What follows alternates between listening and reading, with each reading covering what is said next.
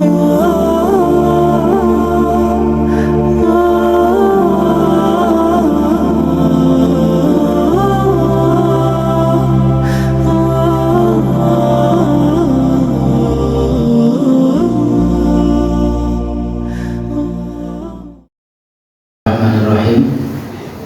shrah li sadri wa yassir li amri wahlul 'uqdatam min lisani yafqahu qawli.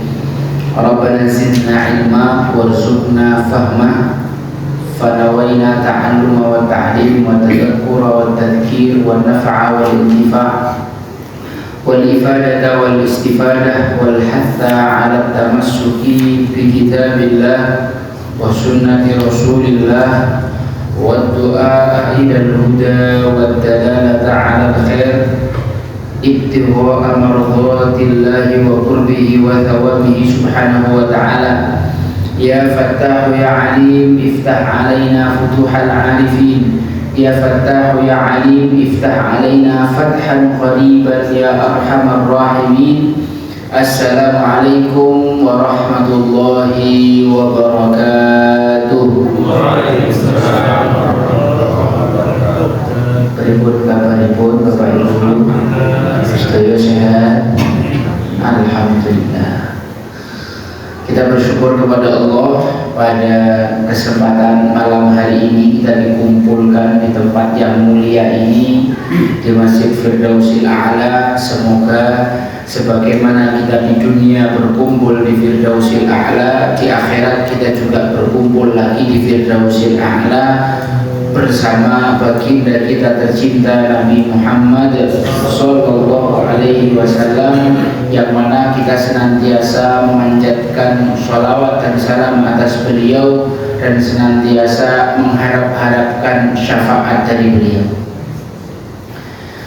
Kemudian yang ketiga, Al-Faqir menasihati diri sendiri dan juga jamaah untuk meningkatkan takwa, karena sebaik-baik bekal menghadap Allah adalah takwa. Kemarin kita sudah menyampaikan di pertemuan yang lalu, insya Allah mulai malam ini pengajian rutin di Masjid Firdausil A'la sudah naik level. Kata Ustaz kalian naik level. Yang semula ngaji bebas, materinya terserah Ustaz Ja'far, ini takmirnya lebih ngatur lagi. Tapi kalau dalam urusan ini saya senang. Kita diminta untuk mulai per hari ini ngajinya ngaji kita, supaya kita naik kelas. Ini kenapa kita mesti ngaji kita, ibu-ibu, bapak-bapak sekalian yang dirahmati Allah. Pernah suatu hari saya ngisi di satu majelis taklim. Ini majelis taklim sudah berjalan 40 tahun Pak katanya. Kata ibu ketua majelisnya ini, sudah 40 tahun kami ngaji. Oh subhanallah. Kemudian di dalam majelis itu saya tanya sama jamaah, Bapak Ibu, apa itu definisi ibadah? Ibadah itu janjane nopo? Kok ternyata semua pesertanya tidak ada yang bisa jawab. Kalau saya sih mustahilnya malu ya. Cuma terus saya tanya, loh kok 40 tahun ngaji belum tahu definisi ibadah, kan sulit Pak. Kok bisa begitu? Oh, ternyata selama ini ngajinya tematik terus.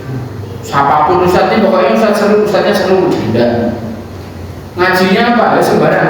Ustadznya nanti ustadznya lucu, ustadznya seru gitu ya. Jadi setelah sekian lama jamaah sekedar definisi ibadah saja belum bisa memahami dengan baik. Ala kulli hal, ini Masjid Firdausil A'la istimewa. Ini salah satu progres. Semoga kita bisa istiqomah ngaji kitab ini sampai selesai, dan harapannya nanti setelah kita ngaji kitab ini kita punya satu kerangka berpikir yang jauh lebih baik, pola pikir yang jauh lebih baik, punya frame yang lebih baik insya Allah dalam memahami ilmu.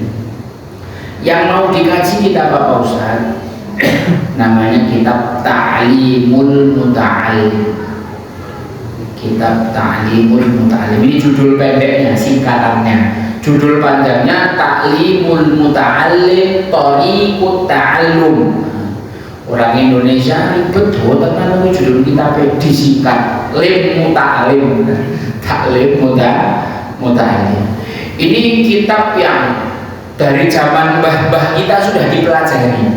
Bahkan saya kemarin baca buku tulisannya Ustaz Fauzil Adib itu di Langgar zaman beliau kecil itu sudah ngaji kitab Ta'limul Muta'alim. Mulai dari mana ya? Mulai dari nama penulisnya, karena nama penulisnya ini nanti di sini kalau bapak-bapak dapat buku kitab Ta'limul Muta'alim, situ tertulis penulisnya Burhanul Islam Az-Zarnuji, Asy-Syaikh Burhanul Islam Az-Zarnuji atau Burhanuddin Az-Zarnuji.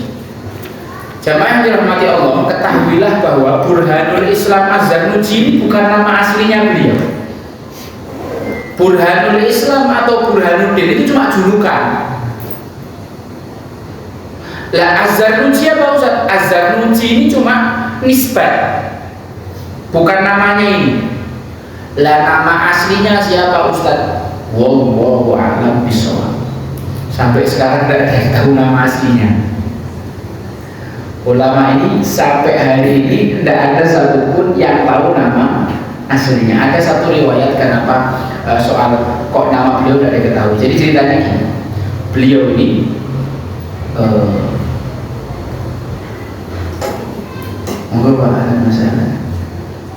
setelah selesai nulis kitab ini kitab sebenarnya cuma risalah singkat Pak, apa cuma surat pendek sebenarnya, surat pendek. Naskah aslinya itu mungkin hanya 40 atau 50 halaman.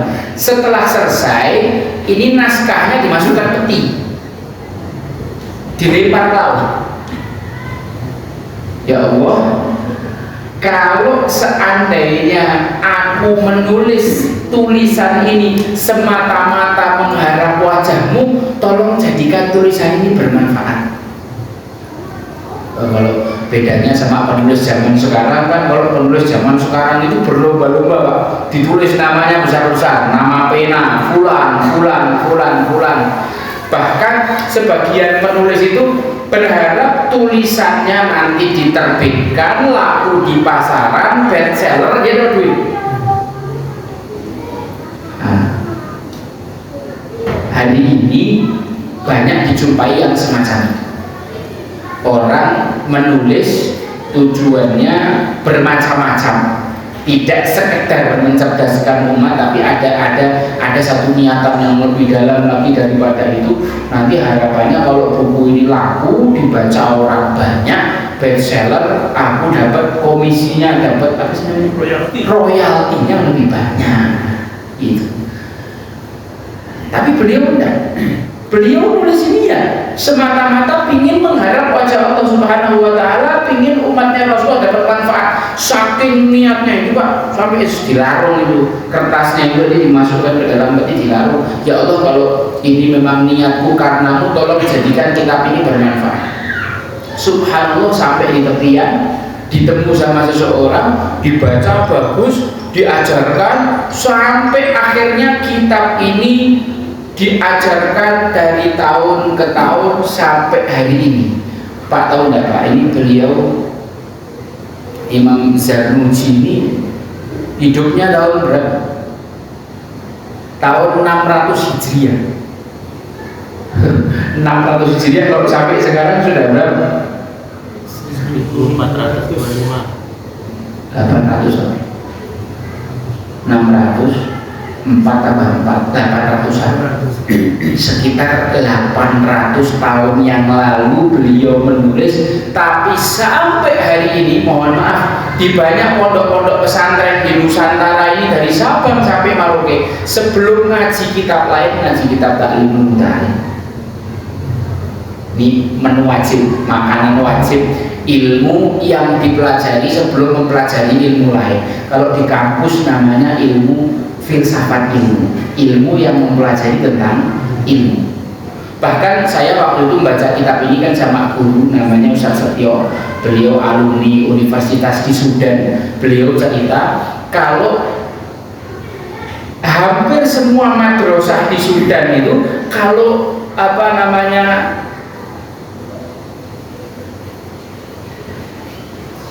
Waalaikumsalam. Waalaikumsalam.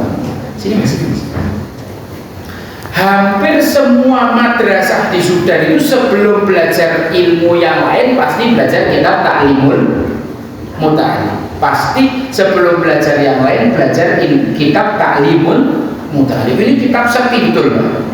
Saya merasa dapat banyak sekali progres itu setelah ngaji secara keilmuan, secara adab. Saya merasakan betul itu setelah ngaji kitab Ta'limul Muta'allim. Jadi siapa nama penanya? Imam Burhanul Islam Az-Zarnuji. Imam Burhanuddin Az-Zarnuji. Ini bukan nama asli, bukan nama aslinya siapa?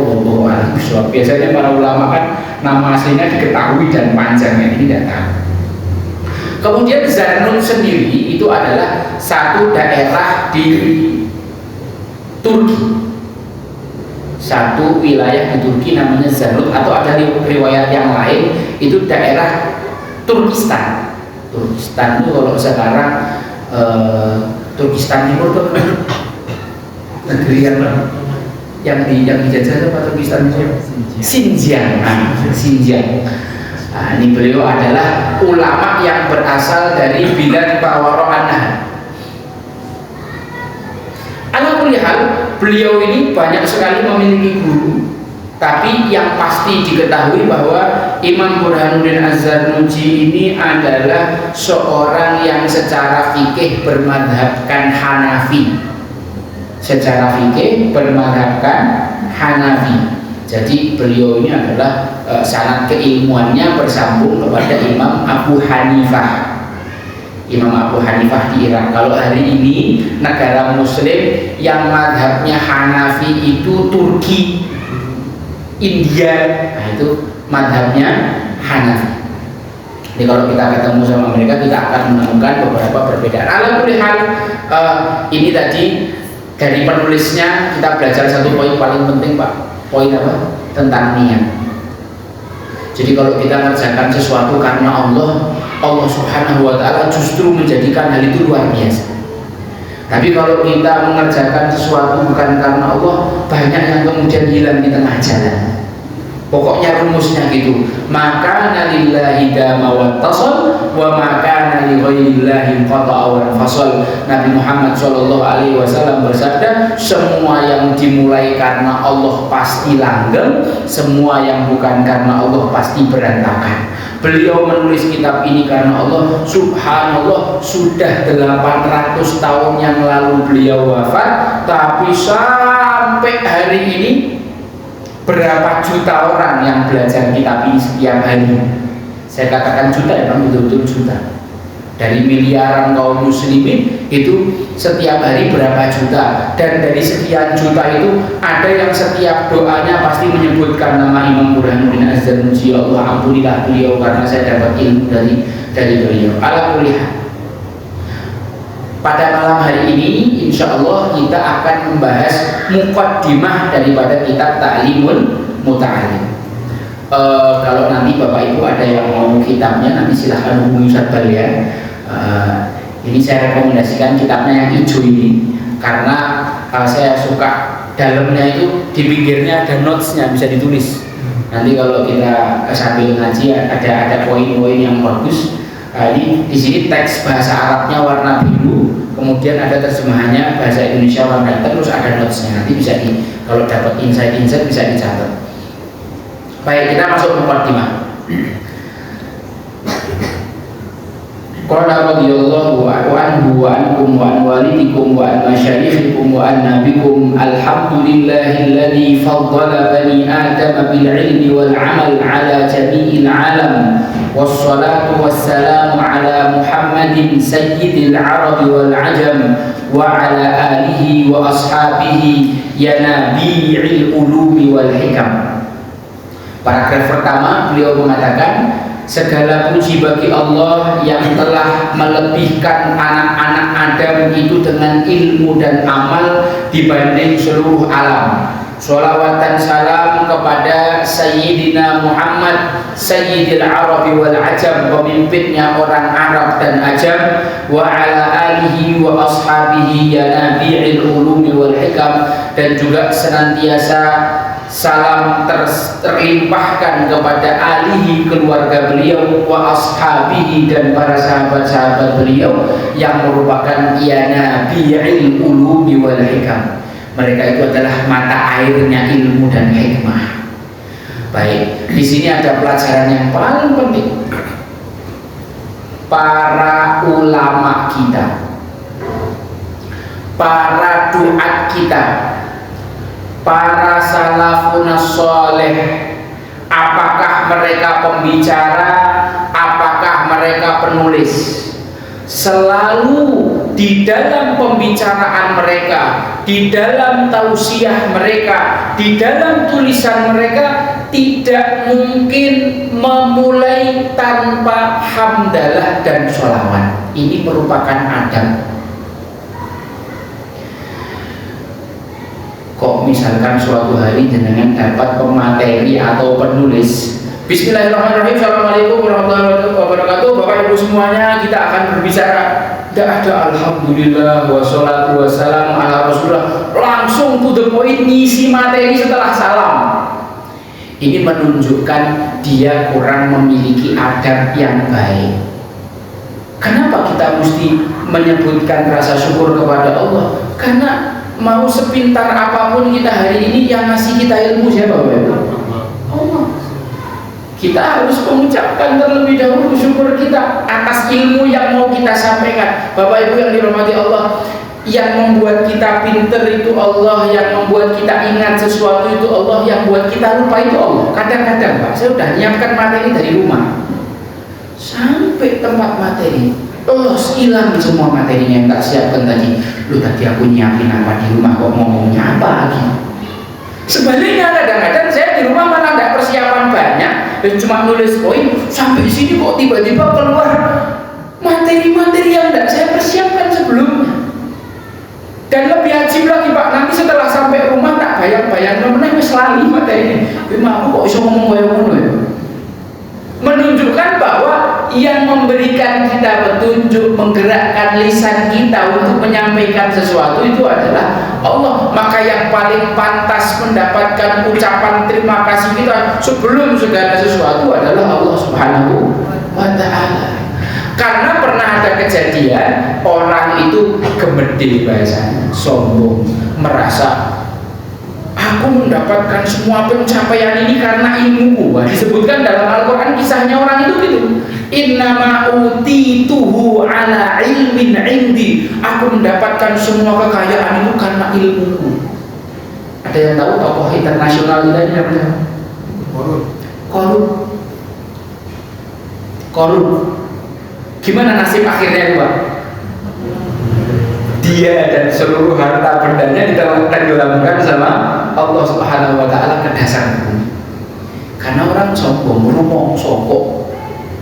Ilmu itu ya dari Allah. Makanya saya membiasakan kalau buka majelis doa dulu, ya Fattah ya Alim iftah alaina futuhal arifin, ya Fattah ya Alim iftah alaina fathan qariban ya arhamar rahimin. Ya Allah yang maha membuka, ya Allah yang maha mengetahui, tolong bukakan untuk kami pemahaman kami sebagaimana kau bukakan pemahamannya para arif billah, orang-orang ahlul ma'rifah, orang-orang yang mengenalmu. Jadi kita minta sama Allah, ilmu yang kita serap malam hari ini Allah yang bukakan. Bukan karena kehebatan kita sama sekali, bukan. Karena dari sekian banyak orang yang duduk di sini, waktu duduknya sama, materi yang didengar sama, dari kitab yang sama, pematerinya sama, pemahamannya setelah keluar masjid beda-beda. Ada yang dapatnya banyak, ada yang dapatnya sedikit, bahkan ada yang dapat lebih banyak dari pematerinya. Allah lah yang membukakan. Makanya penting, wajib, harus kita amalkan dalam keseharian. Kalau mulai bicara, kalau mulai nulis, jangan lupa alhamdulillah wassalatu wassalamu ala rasulillah, minimal. Alhamdulillah wassalatu wassalamu ala rasulillah, minimal dua. Memuji Allah, kemudian kita shalawat kepada Nabi Muhammad. Allah yang telah memuliakan, mengutamakan, meninggikan anak Adam yaitu manusia bil ilmi wal amal ala jami'il alam. Allah Subhanahu wa taala telah memuliakan anak Adam dibanding seluruh makhluk hidup yang ada di alam semesta ini dengan ilmu dan amal. Kenapa para malaikat disuruh sujud kepada Nabi Adam? Halo? Kenapa para malaikat disuruh sujud sama Pak Nabi Adam? Karena Nabi Adam punya ilmu yang malaikat tidak punya. Malaikat mengatakan la ilma lana illa ma'allamtana, kami tidak punya ilmu kecuali yang engkau ajarkan ya Allah. Sedangkan kepada Nabi Adam wa 'allama Adamal asma'a kullah, Allah mengajarkan semua ilmu kepada Nabi Adam. Nabi Adam itu lebih mulia daripada malaikat. Malaikat pun sampai disuruh sujud. Kita mulia bukan karena ibadah saja, tapi kita mulia karena ilmu. Ketika kita punya ilmu yang memimpin ibadah kita, maka kita akan menjadi mulia karena ilmu itu. Tapi orang bisa jadi hina kalau punya ilmu tidak diamalkan. Maka di sini Imam Burhanuddin bilang alladzi faddala bani adama bil ilmi wal amal. Poin terakhir di bagian ini yang ingin saya sampaikan, jamaah yang dirahmati Allah. Di dalam Islam orang itu dikatakan alim, dikatakan berilmu kalau ilmunya diamalkan. Di dalam Islam ini orang baru dikatakan berilmu kalau ilmunya diamalkan. Karena kalau diamalkan tidak dianggap ilmu, dianggap tsaqafah, wawasan. Tahu ini barusan dapat ilmu, memulai segala sesuatu dengan alhamdulillah wassalatu wassalamu ala rasulillah. Besoknya ada seorang jamaah ngisi majelis langsung assalamualaikum warahmatullahi wabarakatuh. Bapak Ibu, berarti apa yang didapat malam hari ini cuma jadi wawasan buat dia, tidak menjadi ilmu. Disebut ilmu, betul-betul ilmu di dalam Islam ini ketika ilmu tersebut diamalkan. Bahkan Allah Subhanahu wa taala mencela orang yang tidak mengamalkan ilmu dalam Al-Fatihah, shiratal ladzina an'amta 'alaihim ghairil maghdubi 'alaihim waladdallin. Jalannya orang yang mau beri hidayah yaitu orang muslim, bukan jalannya al-maghdubi 'alaihim, jalannya orang Yahudi. Waladhdallin, bukan jalannya orang Nasoro. Kenapa orang Yahudi disebut al-maghdub? Karena orang Yahudi punya ilmu tapi tidak diamalkan. Kalau kita orang Islam kok punya ilmu tidak diamalkan, berarti kita ini ada 11-12 sama orang Yahudi. Na'udzubillah, kita berlindung kepada Allah. Semoga semua ilmu yang kita dapatkan bisa kita amalkan. Shalawat dan salam kita aturkan kepada Nabi Muhammad Sayyidil Arabi wal Ajam, pemimpinnya orang Arab dan orang Ajam. Orang Ajam itu orang selain Arab. Jadi Nabi Muhammad itu berasal dari Arab, beliau orang Arab. Rasulullah SAW mengatakan cintailah Arab karena 3 hal. Satu, karena aku orang Arab. Kemudian karena Al-Quran berbahasa Arab. Kemudian penduduk surga itu berbicara dengan bahasa Arab. Tapi kita bukan fanatik buta ya Pak. Kita itu mencintai Arab sebatas apa yang diperintahkan Rasulullah SAW. Karena Nabi kita orang Arab, maka kita mencintai orang Arab. Jangan ekstrim kanan, jangan ekstrim kiri, sampai membenci, pokoknya tidak mau menerima apapun yang dari Arab. Ada yang fanatik, pokoknya orang Arab mulia senajan kelakuannya. Nah, untuk bilang kita ya enggak gitu. Kita di tengah-tengah menilai segala sesuatu dengan ilmu. Kita tidak mencintai Arab begitu saja, tapi karena ada sebabnya. Karena Nabi kita orang Arab, karena Al-Quran berbahasa Arab, karena penduduk surga berbicara dengan bahasa Arab. Tapi jamaah yang dirahmati Allah, yang paling penting dalam bab ini adalah Ketika Rasulullah ditanya, ya Rasulullah, man akramun nas, siapa manusia paling mulia? Nabi bersabda, atqahum, orang yang paling bertakwa. Kalau Arab tapi tidak bertakwa, ya tidak jadi mulia. Sudahlah ajam tidak bertakwa, hinanya double-double. Kalau orang ajam bertakwa kepada Allah, bisa lebih tinggi derajatnya di mata Allah ketimbang orang Arab yang tidak bertakwa. Tapi kalau sudahlah dia orang Arab keturunan yang mulia, kemudian dia bertakwa, dzalika fadlullah yu'tihi man yasha. Itu adalah kelebihan yang Allah berikan kepada orang-orang yang dikehendaki. Ala kulli hal, kemudian kita juga harus senantiasa melimpahkan sholawat dan salam kepada keluarga dan para sahabatnya Nabi Muhammad SAW. Kita kalau baca tahiyat itu gimana bacanya? Allahumma sholli ala sayyidina Muhammad wa ala ali sayyidina Muhammad. Sholawat kepada Nabi Muhammad dan keluarganya Nabi Muhammad. Ahlun itu keluarga, alun itu keluarga. Ali Sayyidina Muhammad, keluarganya Nabi Muhammad. Pertanyaannya adalah, siapa keluarga Nabi Muhammad? Keluarga Nabi Muhammad itu yang pertama adalah para istri-istri beliau. Ada berapa istrinya Rasulullah? 11 dikatakan jumlahnya 11. Ada Sayyidah Khadijah, Sayyidah Aisyah, Sayyidah Hafsah, Sayyidah Saudah, Sayyidah Safiyah, Sayyidah Ummu Habibah, Sayyidah Ummu Salamah, Sayyidah Zainab, Zainab binti Jahsh dan Zainab binti Huzaimah. Ada Maria Al-Qibtiyah, ada Sayyidah Juwairiyah. Itu diantara nama-nama istri-istri Nabi Muhammad SAW. Kita harus meyakini bahwa itu adalah keluarga beliau. Maka ketika kita tahiyat, itu kita baca wa ala ali sayyidina Muhammad, para istri Nabi dapat sholawat dari kita. Apakah cuma itu? Oh enggak. Anak-anaknya Nabi Muhammad juga termasuk keluarga Nabi Muhammad. Anak-anak Nabi Muhammad itu siapa aja nama-namanya? Yang paling tua laki-laki namanya Qasim, meninggal masih kecil. Kemudian adiknya namanya Abdullah, meninggal masih kecil. Kemudian perempuan sampai besar, Sayyidah Zainab, Sayyidah Ummu Kulthum, Sayyidah Ruqayyah, dan Sayyidah Fatimatus Zahra. Anak dan mantu-mantunya Nabi Muhammad juga termasuk Ali Muhammad. Termasuk Ali Muhammad.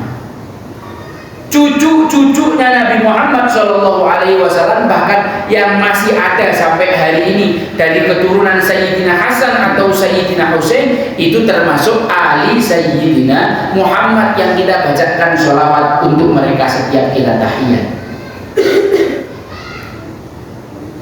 Kemudian keterangan para ulama tentang Ali Muhammad itu adalah keluarga keturunan Sayyidina Ali, keturunan Sayyidina Abbas, keturunan Sayyidina Aqil, keturunan Sayyidina Ja'far bin Abi Thalib. Ini juga termasuk keluarganya Nabi Muhammad yang didoakan dalam sholawat kita, dalam sholat kita sewaktu. Kemudian ada keterangan ulama tentang Ali Muhammad. Ada seorang sahabat Nabi namanya Salman Al-Farisi. Rasulullah SAW bilang, Salman min ahli baiti, min ahli baiti. Salman itu termasuk keluarga. Saya mau nanya, bapak-bapak ibu-ibu tahu nggak Sayyidina Salman ini asalnya mana? Al-Farisi, orang Persia. Nabi Muhammad orang Arab, Salman orang Persia. Loh, ini orang Persia, tidak ada hubungan darah, tidak ada hubungan kekeluargaan sama Nabi secara kakak. Kok bisa jadi keluarga ahli bait itu gimana maksudnya?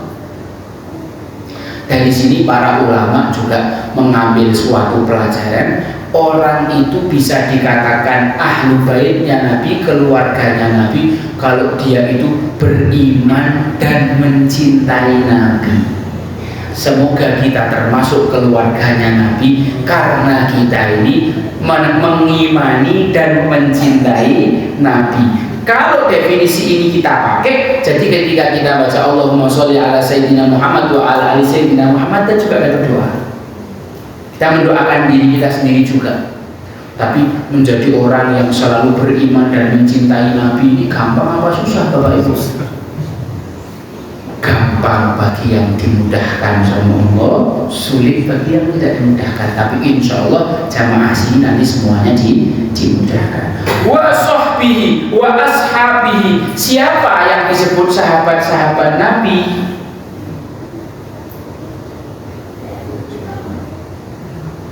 Sahabat Nabi adalah orang yang bertemu dengan Nabi, masuk Islam, lalu wafat dalam keadaan muslim. Ada yang pernah buat definisi, sahabat adalah orang yang pernah melihat Nabi. Nah kan sahabat Nabi ada yang buta. Nah siapa kalau dia buta, wong pernah ikut Nabi tapi tidak disebut sahabat, karena definisi sahabat yang pernah melihat Nabi. Makanya disempurnakan sama para ulama, man yaltaqi bin Nabi, yang pernah bertemu Nabi. Tapi apakah semua yang bertemu Nabi disebut sahabat?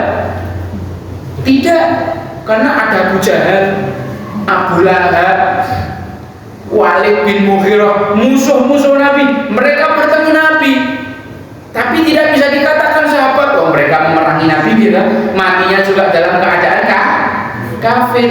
Maka muncul lagi definisi yang kedua setelah bertemu, beriman. Apakah semua yang bertemu dan beriman sama Nabi bisa dikatakan sahabat? Belum tentu, karena ada yang sudah sempat beriman kepada Nabi tapi matinya dalam keadaan kafir, murtad. Jangankan zaman sekarang Pak, zaman Nabi aja yang murtad ada.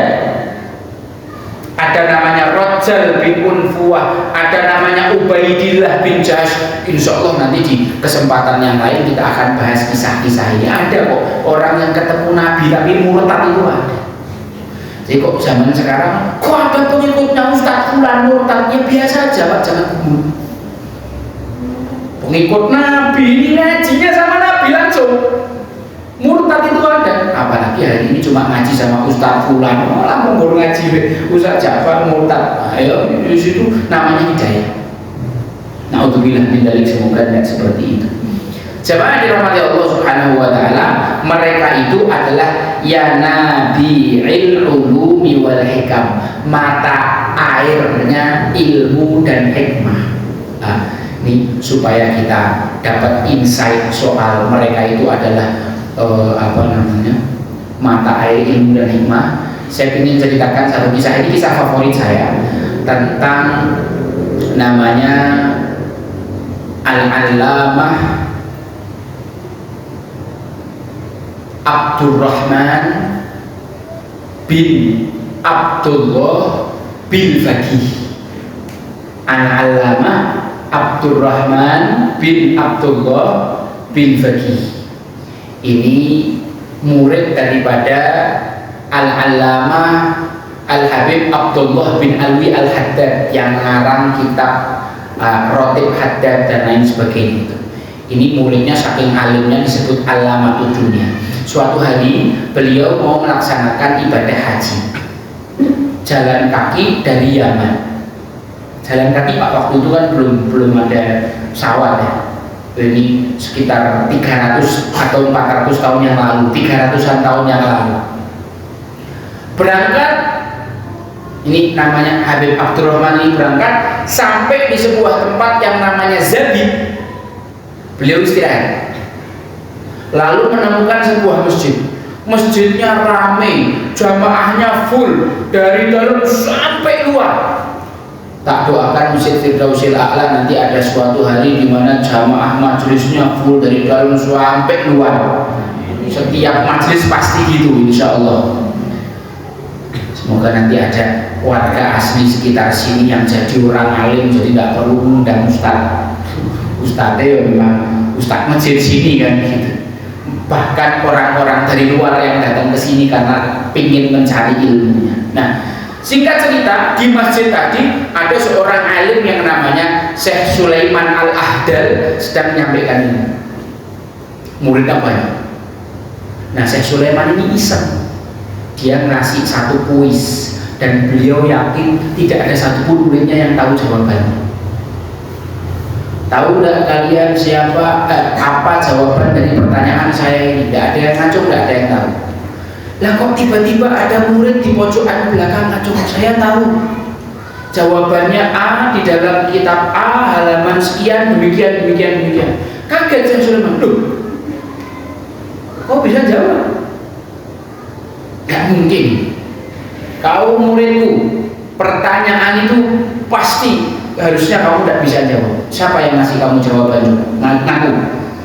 Muridnya bilang, ini wahai saya, orang yang duduk samping saya. Nah, Syekh Sulaiman berdiri dari tempat duduk, marani orang itu. Kamu namanya siapa? Saya Abdullah. Ya kita semua Abdullah. Singgenah kamu. Siapa nama yang diberikan ibumu ketika kamu lahir?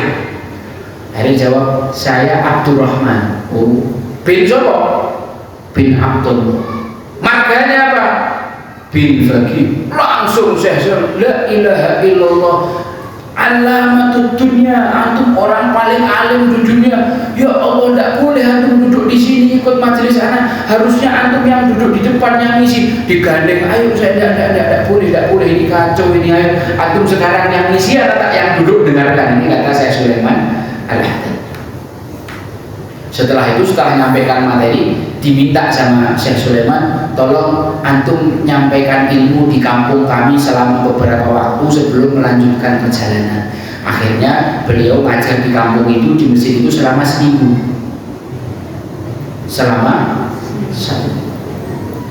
Bayangkan, selama 1 minggu buka majelis dari pagi sampai malam. Jamaahnya full, orang betul-betul berlomba-lomba ingin dapat ilmu dari beliau. Selama 1 minggu itu beliau hanya menjelaskan surat Al-Fatihah. Materi dari pagi sampai malam. Selama seminggu bahas surat Al-Fatihah. Itu pun yang dibahas baru ayat pertama. Itu pun selama seminggu yang dijelaskan sama Al-Habib Abdurrahman bin Faqih ini adalah hikmah dari titiknya huruf ba dalam Bismillahirrahmanirrahim. Selama 1 minggu dari pagi sampai malam menjelaskan ilmu yang dijelaskan bahwa hikmah dari titiknya huruf ba dalam Bismillahirrahmanirrahim di surat Al-Fatihah. Itu bayangkan ilmunya kayak apa ya? Saya ketemu sama seorang ustadz yang bahas Nabi Yusuf sampai 80 episode aja saya melongo. Nah, ini lebih ngeri lagi. Dan ini adalah ulama yang hidup tahun 1100 Hijriah.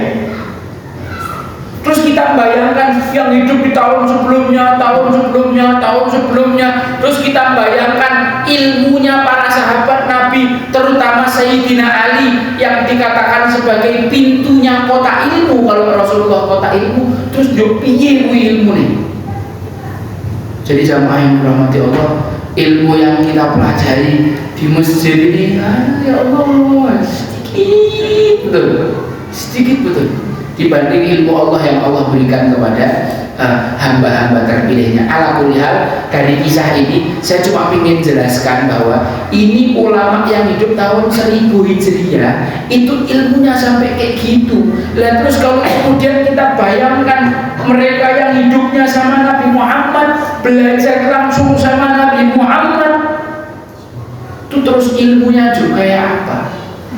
Makanya mereka ini disebut ya Nabi al-ulumi wal hikam. Mereka adalah mata air ilmu dan hikmah karena mereka ngambil ilmunya langsung dari Rasulullah. Ibarat kata mata airnya di situ, kita ini sudah saluran mata airnya di Gunung Merapi, kita di Kejayan ini. Nah gitulah kurang lebih. Habis. Ini baru mukaddimahnya. Insyaallah besok pertemuan depan kita akan membahas latar belakang masalah, kita akan membahas persoalan yang menjadi penyebab kenapa Imam Burhanuddin Az-Zarnuji nulis kitab ini. Jadi beliau nulis kitab ini karena ada satu masalah. Ada satu masalah yang terjadi di masyarakat. Kemudian dari masalah itulah beliau berinisiatif meminta bimbingan dari Allah Subhanahu wa Ta'ala untuk nulis kitab ini. Insya Allah latar belakang penulisan kitab ini akan kita bahas pada pertemuan besok. Kenapa Imam Burhanuddin Az-Zarnuji nulis kitab ini? Apakah masih relevan kitab ini kita baca hari ini? Apakah hari ini kondisinya sama dengan kondisi zaman beliau? Kenapa kok kita perlu baca kitab? Kita perlu baca kitab ini. Maka mungkin Bapak Ibu sekalian dirahmati Allah, semoga yang sedikit ini bisa memberikan manfaat kepada kita semua. Barakallahu li wa lakum fil Qur'anil azim wa nafa'ani wa iyyakum bima fihi minal ayat wa dzikril hakim wa taqabbala minni wa minkum tilawatahu innahu huwal ghafurur rahim. A'udzu billahi minasy syaithanir rajim. Bismillahirrahmanirrahim. Allahumma shalli wa sallim ala sayyidina Muhammadin miftahi babi rahmatillah adada ma fi ilmillah salatan wa salaman daimaini bidawami mulkillah wa ala alihi wa sahbihi. Allahumma ja'al fi ta'atika farahi wa sururi wa fi mardatika jami'a umuri. Allahumma ya alim bihalati wa muttali' ala sarairi wa niyati iqdi jami'a hajati waghfir dhunubi wa sayyiati wa tajawaz an khati'ati wa zallati wa taqabbal jami'a hasanati wa samihni fima madha wa ma ya'ti faktubni fi diwan sadati wasluk bi sabila najati fi hayati wa mamati. Allahumma inni tami'un fi 'ata raghibun fi ridha mustaslimun li qada faktubni min awliya wasluk bi sabila hudak wa alhiqni bi asfiya. Wa sallallahu ala sayyidina Muhammadin wa ala alihi wa sahbihi wa sallam walhamdulillahi rabbil alamin. Siril Fatihah. A'udzu billahi minasyaitonir rajim. Bismillahirrahmanirrahim. Alhamdulillahi rabbil alamin. Arrahmanir rahim. Maliki yaumiddin. Iyyaka na'budu wa iyyaka nasta'in. Ihdinas siratal mustaqim. Siratal ladzina an'amta 'alaihim ghairil maghdubi 'alaihim waladdallin.